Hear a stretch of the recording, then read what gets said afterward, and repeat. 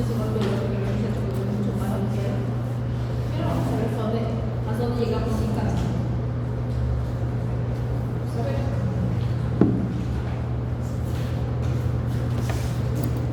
Vamos a ver el sistema nervioso central, es obviamente el centro del sistema nervioso y es el lugar donde se va a dar la integración de todas las referencias y también de las respuestas que van a dar. Por ejemplo, aquí, un ejemplo, ¿no? La necesidad de comer implica que el niñito tiene que, obviamente, visualizar el alimento, olerlo, hacer que sus sentidos puedan captar este alimento y para tal vamos a ver que va a iniciarse el proceso digestivo desde la parte cefálica y luego con el proceso de crear recuerdos que van a producir lo que es pues, la liberación de neurotransmisores. Los neurotransmisores van a ser de diferente índole, pueden ser neurotransmisores excitatorios o inhibitorios, dependiendo de la función. No todo lo que es excitatorio es bueno, no todo lo que es inhibitorio es malo.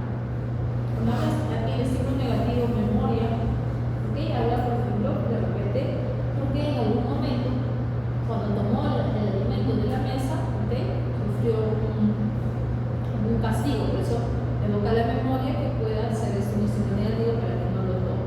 Pero bueno, llega y es el. Vamos a ver. Al término de esta sesión, nosotros debemos conocer y comprender la importancia de los efectos de diversos fármacos a nivel del sistema nervioso central. Ya hablamos del sistema nervioso autónomo, y ahora hablaremos del sistema nervioso. Estos son los 6 temas que vamos a desarrollar. Hace un poquito, pero ahora sí va a ser un poquito más denso que lo que hemos trabajado en la sesión. Y aquí empieza lo más denso. Vamos a ver. Habíamos hablado de la organización del sistema nervioso que constaba del sistema nervioso central y periférico. Cuando hablamos del sistema nervioso central, hablamos del encéfalo y la médula espinal, y en el encéfalo hablamos de las diferentes regiones, el cerebro, cerebelo y el encéfalo trombocefálico, donde en cada lugar vamos a ver que tiene una función especial. Por ejemplo, el trombocefálico vamos a ver que tenemos ahí los centros de regulación, respiratorio, cardíaco. En el cerebelo que está relacionado con los movimientos voluntarios con la coordinación de esos movimientos. ¿Ok? Entonces vamos a ver, sigamos. Vamos a encontrar aquí unas tablas con los diferentes neurotransmisores, la ubicación y las funciones que van a dar. Asimismo, vamos a ver la clasificación de qué tipo de neurotransmisores son. Por ejemplo, cuando son aminoácidos excitatorios, vamos a hablar de tanto glutamato como aspartato. Estas neurotransmisores lo van a producir interneuronas a todos los niveles. Glutamato excitatorio, recordemos, es el excitatorio en el sistema nervioso central por naturaleza. Vamos a ver que cuando hablamos que es excitatorio, va a producir una despolarización por el aumento de la conductancia del sodio y otros cationes, es decir, de carga positiva. Tenemos también aminoácidos inhibitorios. Aquí tenemos a GABA y glicina. Vamos a ver que GABA va a estar presente en interneuronas subretinales y células lineares. Mientras que glicina está en interneuronas espinales. ¿Qué vamos a hacer aquí? ¿Cuál va a ser su función? Pues va a inhibir, o va a producir un potencial postsináptico de tipo inhibitorio, causando una hiperpolarización. Esa hiperpolarización se da principalmente por el aumento de la conductancia de cloro. Seguimos con los esteres de colina, y este sí lo conocemos mucho, la acetilcolina. La acetilcolina es producida por medios colinérgicos, que están presentes a diferentes niveles del cerebro y la médula espinal. ¿Cuál es la función? A nivel del sistema nervioso periférico, vamos a ver que la excitación resulta en la despolarización de la membrana postsináptica, y también vamos a ver que tenemos a nivel de los receptores postsinápticos, pueden ser tipo muscarínicos o nicotínicos. ¿Qué funciones tienen? Tanto en la parte motora, la musculatura esquelética, y también lo que está relacionado con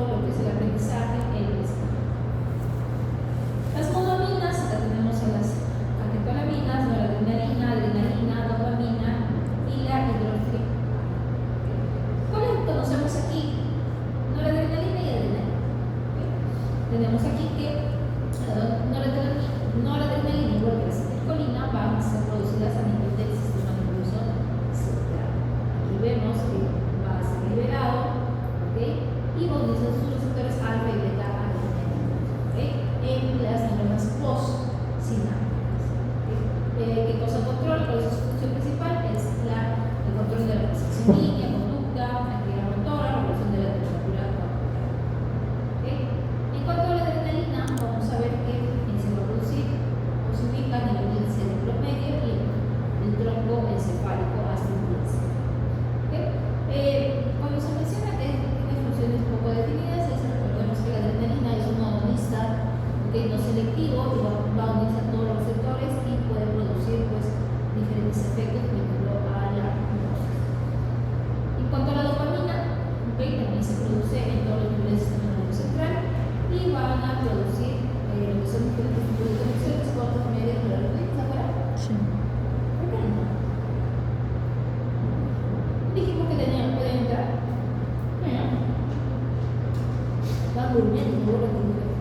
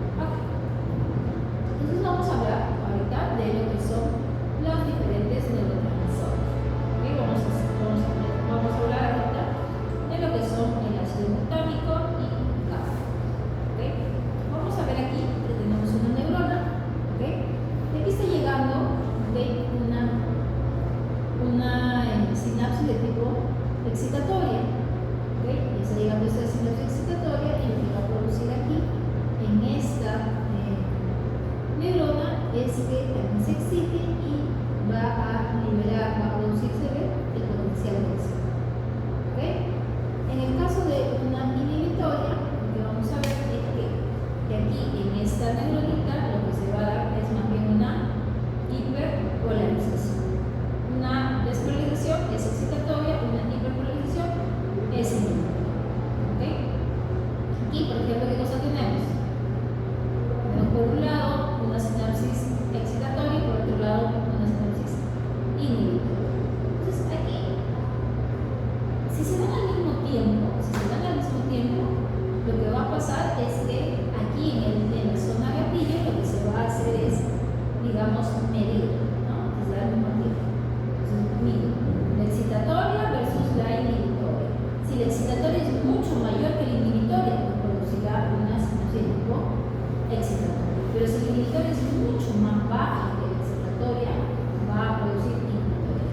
En este gráfico, por lo que yo veo, está más relacionado con el tiempo, ¿okay? El tiempo donde se va a producir. ¿Okay? Aquí, por ejemplo, si es el mismo, los mismos estímulos, yo diría que han llegado al mismo tiempo y miren, el potencial de acción que se produce aquí es bastante chico. No sé si se producirá el potencial de acción porque no veo el umbral, tendría que haber un umbral para saber cuál es.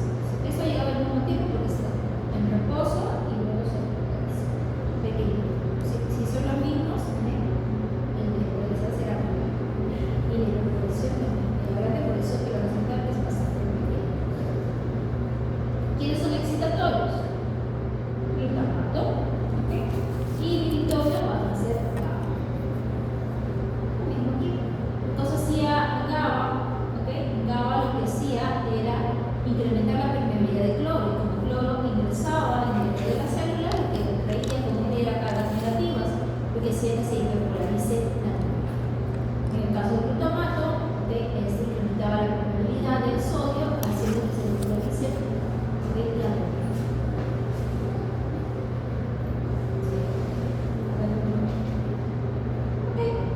Lo mismo, vamos a seguir viendo ahora los diferentes receptores del glutamato. ¿El glutamato es excitatorio o inhibitorio? ¿Revisión? Excitatorio, ¿no? El glutamato, igual que cualquier otra neurona, es una neurona glutamatérgica que cuando llegue el potencial de acción, lo que va a producir es la apertura de los canales de calcio de glutame y van a dejar que pase el calcio para que puedan hacer las vesículas y que puedan fundirse con la membrana y pueda liberar su cuerpo. Cuando el glutamato se libera, se van a liberar sus diferentes receptores. Tiene receptores tanto, digamos, ionotrópicos como metabotrópicos. Los metabotrópicos son un sistema nervioso central, no se estudian mucho, pero sí estudiamos los que son los ionotrópicos. Y los ionotrópicos tenemos al NMDA, al AMPA y al calmato.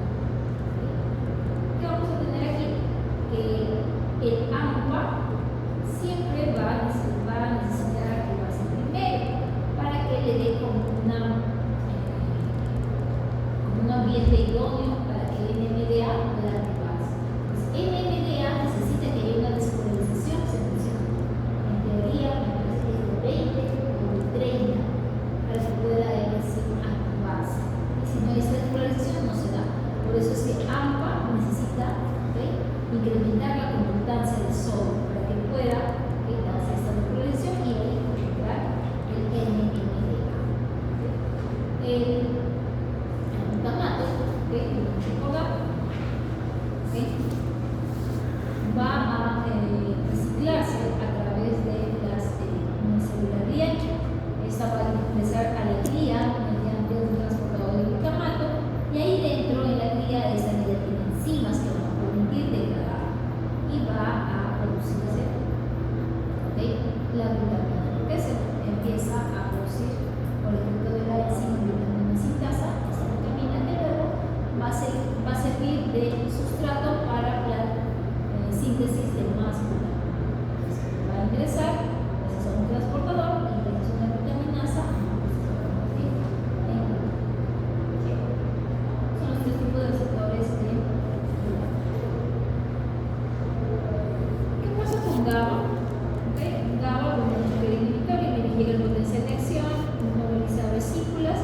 y libera el neurotransmisor GABA.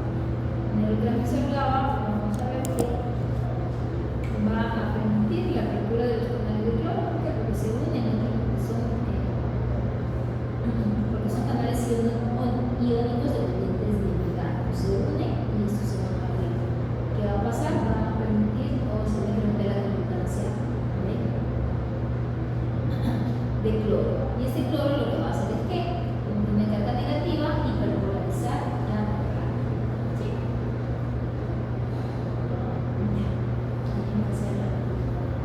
¿Cuántos hemos usado? 5, pero no, hay 17. Está bien. Entonces, miren, aquí tenemos un cuadrito de condición que sucede en los receptores. Por ejemplo, cuando es excitatorio o inhibitorio. En este caso, cuando es excitatorio, cuando el potasio va a disminuir, ¿qué va a pasar? Si disminuye el potasio, ¿qué pasa? Va a ser excitatorio. Cuando incrementa calcio, ¿qué produce? También una despolarización. Cuando incrementa sodio, ni qué decir, produce una despolarización. Y por la activación de segundos mensajeros, se va a dar la producción de IP3 y de así como de AMP cíclico cuando hablamos de segundos mensajeros, tanto de la proteína Q como la proteína S, respectivamente. En el caso de los efectos inhibitorios, vamos a ver que tanto el potasio como el cloro, cuando incrementan, va a producir una hiperpolarización, mientras que el calcio, cuando disminuye, va a producir un efecto excitatorio. Cuando disminuye, va a producir un efecto obviamente inhibitorio. Cuando subiría de carga positiva, produciría un efecto tipo excitatorio. La disminución de AMP cíclico está relacionada con la parte inhibitoria, porque recuerden que cuando incrementa AMP cíclico, es por efecto de la conversión de la aldehidoxiclasa. Solamente para mencionar. Aquí tenemos un mix de los diferentes neurotransmisores, obviamente no son todos, son algunos, y lo que son algunos receptores. Por ejemplo, podríamos unirlo, ¿sí? Por ejemplo, los M1, ¿para qué neurotransmisor sería?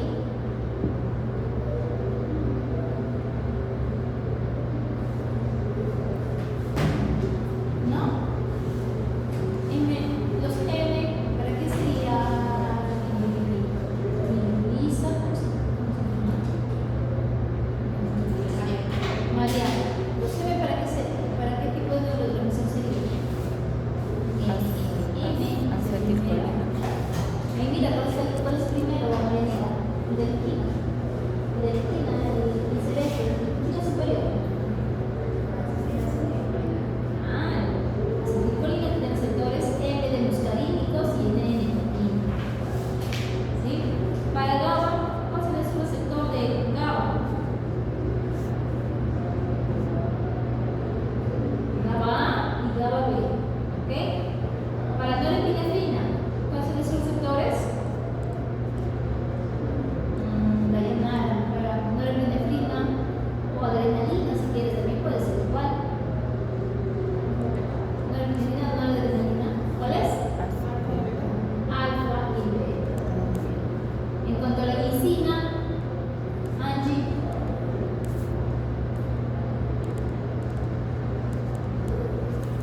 ¿estará ahí? Sería, por ejemplo, el hierro, ¿no? En el caso de la ¿Hierro? hablamos de la glicina, ¿sí? Glutamato, Lisa, ¿cuál es su nombre? Leslie. Leslie. En el caso del glutamato, ¿quiénes serían sus receptores?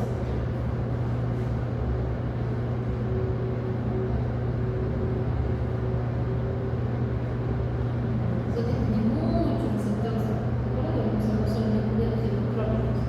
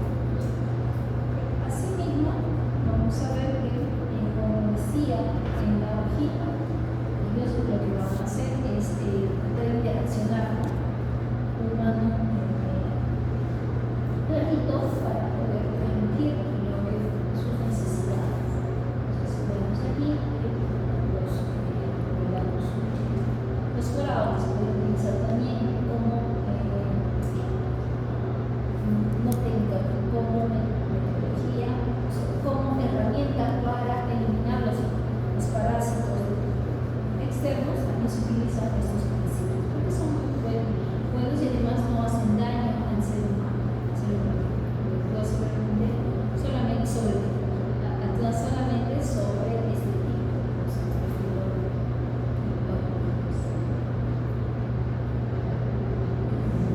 ¿Cómo vamos? Vamos en la 23, hemos pasado.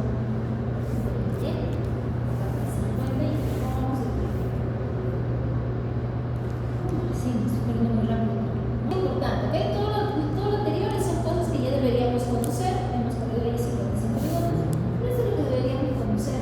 ¿Ok? Vamos a, si quieren, ¿ok? En la foto para que puedan evaluar su información. Entonces, ¿qué tenemos aquí? Tenemos la clasificación de los fármacos según cómo vamos con el sistema nervioso central. Tenemos a los depresores generales, ¿ok? Que van a ser utilizados para anestesia general. Aquí tenemos los que se utilizan actualmente, que son inhalatorios. Tenemos, por ejemplo, isoflurano, sevoflurano, ¿ok? Dependiendo de qué vamos a utilizar. Y también utilizando lo que son la anestesia parenteral, por ejemplo, el proyecto valvular. Un valvular. En el caso de los depresores selectivos, estos van a poder utilizarse muchas veces como anticonvulsivos, sedantes, tranquilizantes como la silacina y también los opioides, que también son inhibidores y pueden utilizarse también para manejo de dolor. Y en cuanto a los estimulantes, así como tenemos depresores generales y selectivos, también vamos a tener algunos fármacos que van a estimular, ¿okay? Como estos analéticos, como el lorazepam, que es en casos de emergencia, pero también hay otros estimulantes del sistema nervioso central, como la cafeína, ¿okay? La cocaína, entre otros que se van a poder. ¿Sí? Entonces, esto es a grandes rasgos lo que vamos a ver ahorita y vamos a ver los mecanismos del ciclo. ¿Sí? Aquí lo vemos muy café, así que no estamos aquí.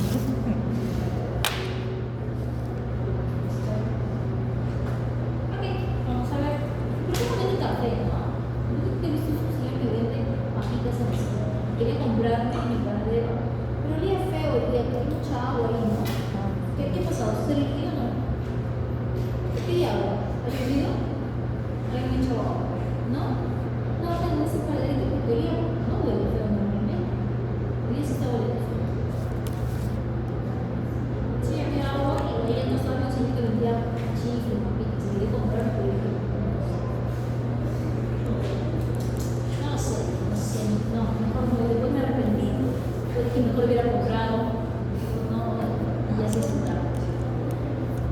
En fin, sigamos. Vamos a hablar de los depresores selectivos. ¿Ok? Aquí tenemos tres categorías. ¿Ok? Que de repente en algún momento me parece que lo hablamos. ¿Ok? Estos depresores selectivos pueden ser tanto tranquilizantes, sedantes como neuroleptoanalgésicos. Por ejemplo, ¿qué son los tranquilizantes? O para que no se duerma, porque para que no se duerma vamos a preguntar a ¿les? Primero Rodrigo. ¿Buena? ¿Ves? A la segunda. A ver, no. ¿Qué cosa nos dice como definición de tranquilizantes? Fuerte, como que estuvieras ahí. Atento. ¿Qué son los tranquilizantes?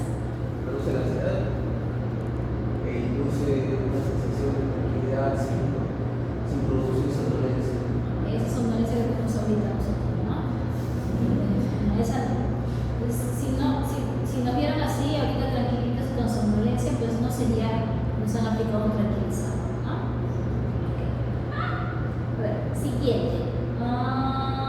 Sheila, ¿sí? Sheila, a ver, me acuerdo, Sheila. ¿Qué cosas son los sedantes?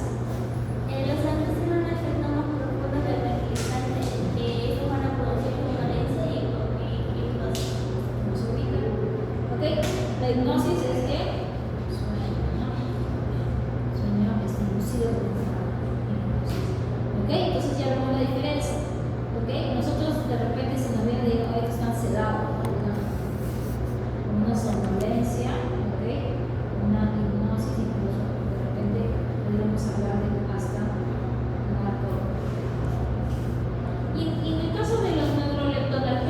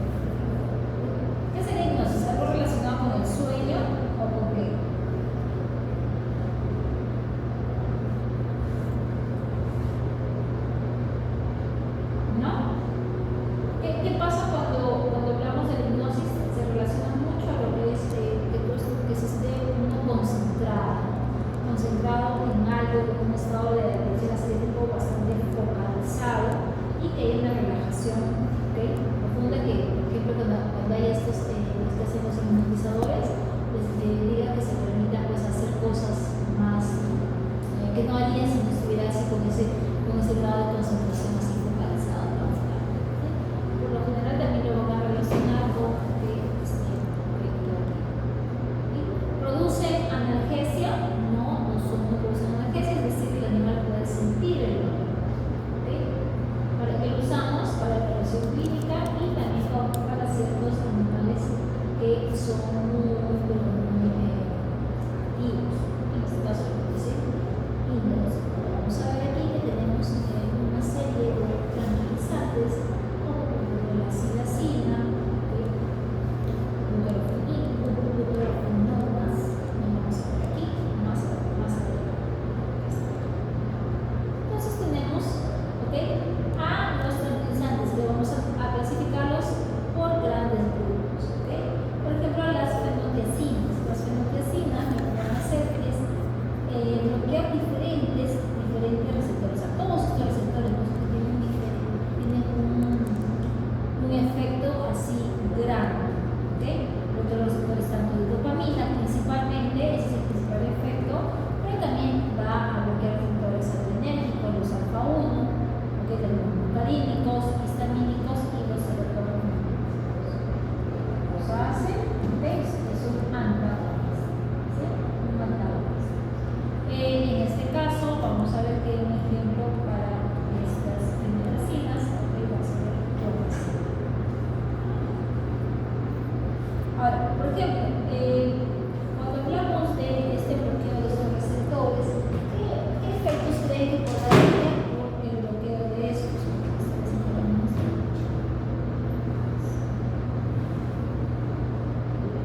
Por ejemplo, en el caso hemos visto de dopamina, hemos visto de los receptores dopaminérgicos, habían desde D1 hasta D5, ¿sí? Y hemos dicho que los más estudiados eran tanto D1, D2 hasta D3, ¿no? Estando algunos relacionados principalmente, en el caso de los D, con lo que es,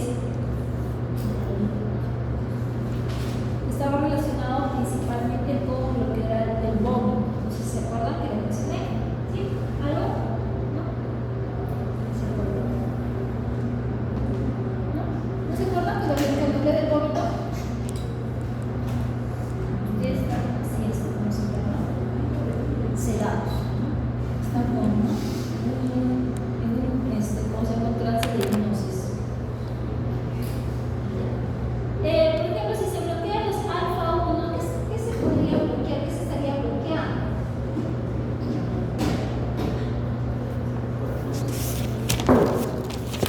¿Los alfa-1 para qué son? ¿O dónde están ubicados?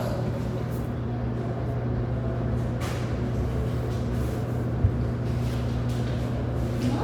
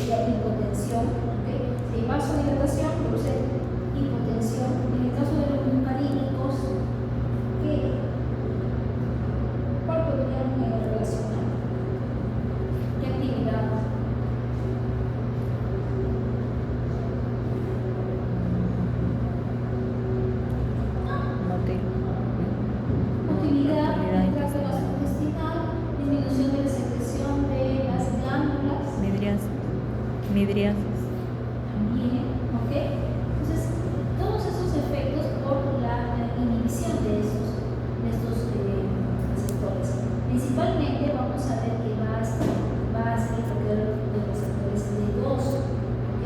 Esos D2 son los que le van a dar ese efecto de tranquilizar, ¿ok? Ese efecto de tranquilizar le va a dar ese efecto de antipsicótico, ¿ok? Pero así como bloquea a los D2, también va a bloquear a los demás, los demás receptores, ¿sí? Eso es bueno. Entonces vamos a ver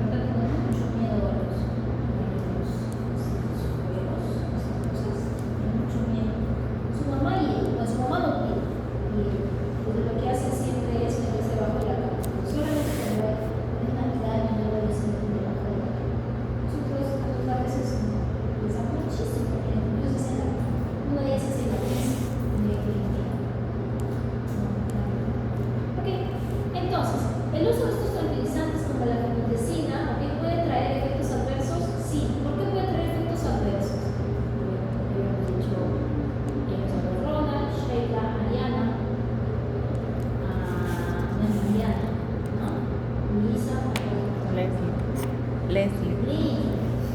¿Por qué puede traer efectos adversos el uso a lo mejor de la citromicina? Está realmente sí.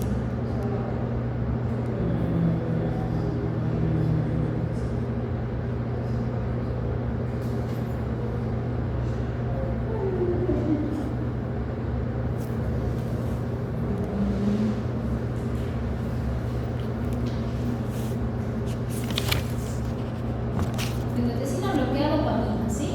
Bueno, bloquea los receptores de dopamina, los D2. Pero ¿qué cosa también bloquea? Alfa 1. También bloquea alfa-1, otro receptor. Entonces, por eso se pueden ver los efectos adversos. ¿Por qué? Porque es un antagonista de receptores alfa-1, tanto el efecto central, y esto puede causar qué cosa? Hipotensión durante la anestesia. ¿Ok? Interrumpe el centro termorregulador. Cuando hablamos de termorregulador, hablamos de los niveles de serotonina, que producen hipotermia. Alguna vez, de repente, cuando he trabajado en una veterinaria, cuando utilizan la cipromacina, el animal suele salir muy, una temperatura muy baja. ¿Y esto por qué? Porque se está inhibiendo los receptores de serotonina. Así también se puede utilizar como parte de sus efectos adversos, pero pueden ser provechosos, es que reduce el nivel convulsivo y del nivel convulsivo radical. ¿Ok? Ahora, hay que tener cuidado de repente también en el uso de estos fármacos. ¿Ok? Antes de entrar a las multi, vamos a hablar de que en algunos animales no es que haya una predisposición de algunas razas, pero sí hay que tener cuidado, por ejemplo, en razas grandes. Entonces vamos a utilizar más fármacos. Entonces ahí hay que tener también un poquito de cuidado con los animales de razas grandes, como de repente gran danés, mastina, comitado. Entonces hay que tener cuidado con en sí por la cantidad de fármaco que se le va a dar. ¿Sí? ¿Por qué? Porque vamos a ver el volumen que ellos tienen, ¿ok? Va a hacer que sea un volumen sanguíneo también más grande. Entonces va a verse mucho más los efectos adversos. ¿Ok? ¿Qué pasaría en los braquicefálicos? Tendríamos que tener alguna de repente cuidado. ¿Qué dice?